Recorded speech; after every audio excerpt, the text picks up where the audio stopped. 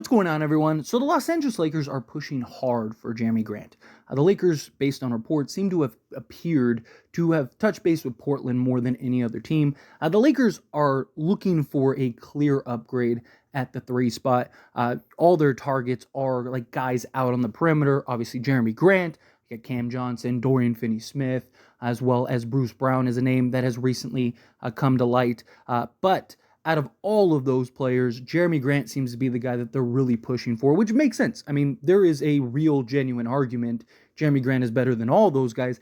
I think Jerami Grant as a whole is personally better than all those guys. I think Cam Johnson is the closest to Jerami Grant as far as his ability to play off ball, make plays, put the ball on the deck, size, defensive versatility, all of those factors, right? Where a Dorian Finney-Smith, yes, he's a prototypical 3-and-D guy who, yes, he's a little bit older, but he would still be perfect. He's like the cheapest out of all of them. Bruce Brown doesn't really give you the 3-point shooting. He doesn't have the size that the other guys have. So you look at like the whole package of Jerami Grant, and he just makes a ton of sense, right? Could play both forward spots. Saw him at 3 alongside LeBron and AD. Saw him at the 4 at times and play him alongside AD and, a Connect or, a Jared Vanderbilt or whomever, right? Like the versatility with Jerami Grant would be great. His ability to just go give you a 20 on any given night plus. He can defend the best player on the other team. He's a guy that shoots 40+% from 3-point range. Great catch and shoot shooter. All the things that you would check off a list if you were trying to get this kind of guy to pair alongside LeBron James and Anthony Davis. Now, he isn't perfect. There are a lot of questions about like his motor and his commitment at times, right? Like you watch him play, there's even moments where it looks like he'd rather be someplace else, right? And the Lakers have tried to trade for him on several occasions, particularly when he was still with Detroit a couple years ago, and they almost had the deal done, but Jerami Grant said something along the lines of like he didn't want to be a third option. And I mean, you even look at his time in Portland, he has talked heavily about how he wants to stay in Portland. He likes the situation he's in. There's an argument to be made that maybe he just doesn't really want to come. And if he is traded here, is he going to be committed? Is he going to be locked in, engaged, and ready to go for the goal that the Lakers are looking to go for, which is winning an NBA championship, right? Some guys are comfortable and happy, being the number one guy and get 20 shot attempts and make $30 million a year. I mean, Kyle Kuzma, who is a target that the Lakers are targeting again, he had a chance to go to Dallas and would have won another championship, but he was like, nah, I'm good. I did that with LeBron and AD and was the third fiddle. I like where I'm at. So it just becomes and begs the question with Jerami Grant, but Portland really seems to want to trade him. They're not in a rush. They're not in a hurry. They're not just going to trade him just to trade him, but they don't necessarily want him on the roster come the beginning of the season because they're in full tank mode, right? They want to kind of grow and develop their young talent, tank for a draft pick. Jerami Grant takes away from the young guys that could be playing. He's a guy that's going to take shots and everything else, right? And also probably win more games than you would want to with a team that's kind of tanking and rebuilding. So they want to move off of Jerami Grant, but it's the asking price. The asking price right now is insane. They essentially want both Jared Vanderbilt, Rui Hachimura, and 2 firsts for Jerami Grant. Now, that obviously, and I'm sure you would agree watching this, I'm sure Blazer fans or non-Laker fans would say like, oh, that's fair. You got to pay something to get something, right? Which I agree. You do have to give up something to get something, right? But there is fair value, right? There is like, this is a clear Laker tax thing because teams know like, hey, you're kind of desperate. You're in a position to where you have to make a trade, right? LeBron's probably taking the max, and then there goes your mid-level exception. There goes a lot of your options. And so it's really putting the Lakers in this bind, right? Now, Jerami Grant is essentially if, Jared Vanderbilt and Rui Hachimura had a baby, and that would be Jerami Grant, right? Because Rui Hachimura is excellent offensively, not very good defensively. Unless he's playing the 4, he's good at defending the bigger guys, right? We've seen like what he did to like Karl Anthony Towns, the way he holds his own against Jokic at times, right? But being that kind of 3-and-D guy out on the perimeter, that's not really Rui Hachimura. And then Jared Vanderbilt on the other side, he's a guy that, again, excellent defensively. He's one of the best, if not arguably the best on-ball defenders in the entire league, but it's the offensive side of things, right? Where Jerami Grant is basically both. He's the defense. He's not as good defensively as Jared Vanderbilt, but he still is good defensively when he's locked in and engaged. And then offensively, he's as good as Rui Hachimura, in my opinion. The mid-range for Rui is definitely better, but I think Jerami Grant, his ability to just kind of maneuver through the teeth of the defense and get to the basket, right? He's a little more versatile on the offensive side of things. So, there is this, okay, fine. If you want Vando and Rui, okay, well, then the picks, right? Like, you're not getting two for, like, he's just not worth that.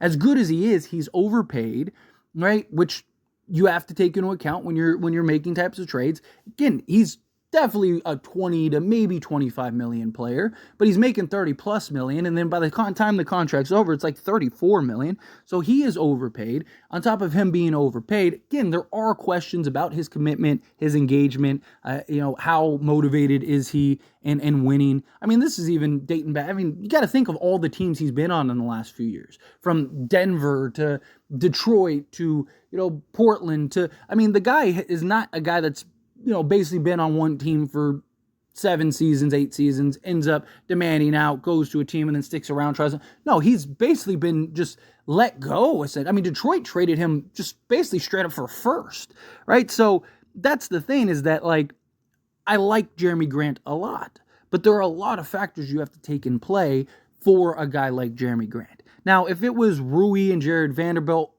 and maybe a first, it'd be a tough pill to swallow, don't get me wrong, but to me it's like, okay, you're basically getting those two guys combined, and that would also free up opportunity for other guys, right? That would free up an opportunity for, like, Connect and Max Christie more, right? Like, so your younger guys kind of get the opportunity and the momentum, right? Because you could slot Jerami Grant to the 4 at times if you needed to, and kind of go that route. Also, their new two-way guy in Blake Hinson, who I think may actually end up, it's possible he might be good enough to where the Lakers go, man, we got to get this guy some minutes, right? So, like, when he gets to play, he's 6'8", his versatility, right? You could slot him at the 4, play Jerami Grant at the 3, and now you got 2 40+% three-point shooters. I don't want to lose Vando personally. I would love to have Vando be the backup to Jerami Grant, but I also understand that Portland, they don't really have a need for D'Angelo Russell, so the Lakers would have to find a third team, which makes things incredibly difficult. Although the Brooklyn Nets, they want D'Lo, but to me, if you could trade Jared Vanderbilt and Rui Hachimura and go get Jerami Grant and then use D'Angelo Russell and, whatever, Gabe Vincent ideally, but let's say Jared Vanderbilt and, like, Jalen Hood-Schifino or something, and go get, like, a Cam Johnson. Now you have both Cam Johnson and Jerami Grant. Now we're talking. Now we're cooking, because now at that point you got 2 legit sizable 3-and-D guys that can both put the ball on the deck, get you 15 to 20 a game, right? You could slot them and kind of play like that positionless basketball where, Reeves is kind of like the point, right? You have, like Johnson or Grant at the 2, and then the other at the 3, LeBron at the 4, and then AD at the 5, or you could have, like, LeBron at the point, like, again, just for paper's sake, where it's like LeBron's at the point, Reeves is at the 2, and then, Grant at the 4, Johnson at the 3, and then AD at the 5, right? Like, and then you just have the size, versatility, switchability. You got multiple guys that crash the glass, rebound, the motion offense that JJ Redick wants to run.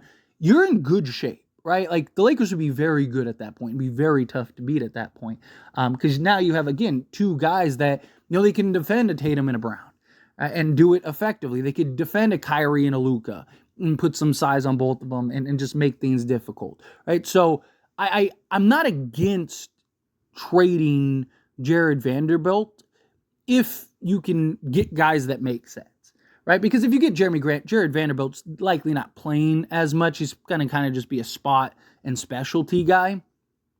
And you look at it like you have other guys that, not on the defensive side, but other guys that you might want to get a little more action and burn for to kind of grow and develop, because the Lakers are trying to kind of kill 2 birds with 1 stone, right? They want to win, and be competitive, but they also want to, develop guys and build guys and stuff. And how do you do that unless you get them actual playing time? So if the Lakers did lose Jared Vanderbilt, as much as it would hurt, right? Because we're all kind of fans of Jared Vanderbilt.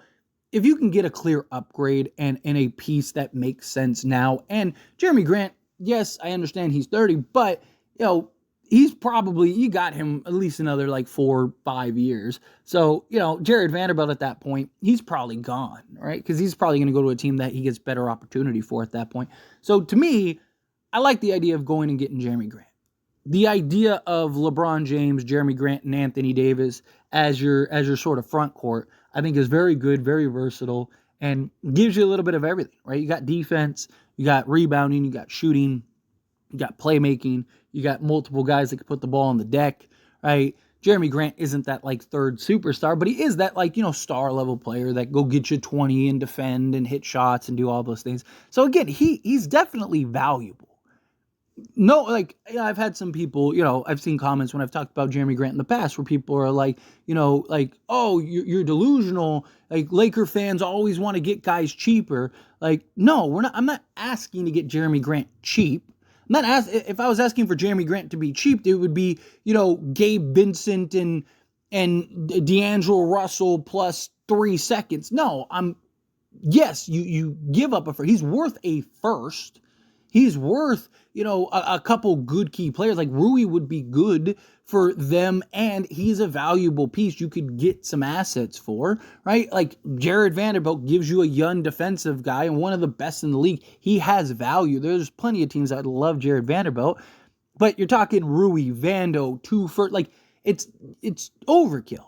Right? Especially when you're seeing the price that some of these guys go. I'm not talking about Mikal Bridges. That's just a team in the Knicks. That was just time and place. Just like the Rudy Gobert trade. Right? And then you saw like DeJounte Murray go and the price that he went for. And it was like pennies on the dollar compared to like what the Lakers had to give up. This is a clear like, hey, Portland's never traded with the Lakers.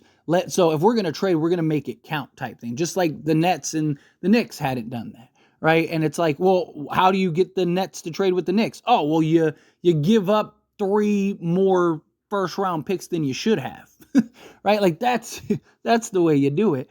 And so to me, it's like, if you can get him, like if you told me it's Rui, Vando in a first and we got Jerami Grant, I'm okay with that. Again, it would suck. I'm a little like, I like Vando. I like Rui a lot, but again, you kind of get both of their skill sets combined with Jerami Grant, and especially if he's locked and engaged. He's a guy that, and he has experience, right? I mean, he was in the conference, he was on the conference finals team, in 2020 when the Lakers won, right? So he's familiar playing against the Lakers. He's familiar playing against Denver. He's a guy that, again, was a big factor and big piece for that team, and was very good for them, right? And I think that he could be that for us. So it's going to be interesting to see how it plays out. But the Lakers, that Jerami Grant's the name that keeps coming up over and over and over again, right? But we've seen that, like with DeJounte Murray. DeJounte Murray was the name that kept coming up over and over and over and over again. And there are a few other teams that are interested in Jerami Grant. So it's kind of one of those things is like, is the Lakers going to have to overpay in order to get a guy like this because other teams are involved? If that's the case, I think the Lakers shouldn't do it, right? If you have to give up 2 firsts to get Jerami Grant, let somebody else do it, right? Or let Portland get to the point where they're just like, all right, fine. Like that price comes down. Price probably won't be that come the trade deadline, especially Portland's winning games that they're not trying to win, right? Like a lot can change. But anyway, as always, this is a discussion. Pass question on you. Let me know your thoughts and opinions down in the comments below. What do you think? How do you feel? What are your thoughts? Do you like the idea of Jerami Grant? Do you think no, stay away from Jerami Grant? Do you think it depends on the price? How do you feel? Whatever your thoughts are, let me know down in the comments below.